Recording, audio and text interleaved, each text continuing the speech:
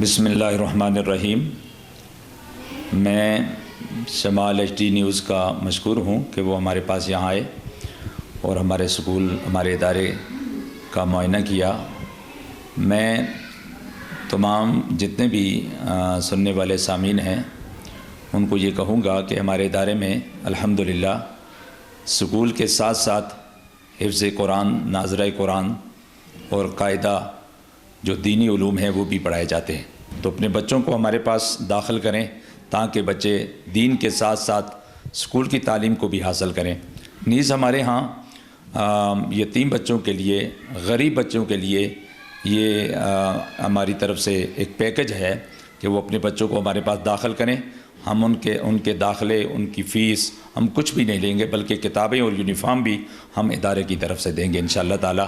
میں ایک بار پھر شمال ایچ ڈی نیوز کا مشکور ہوں کہ وہ ہمارے پاس آئے۔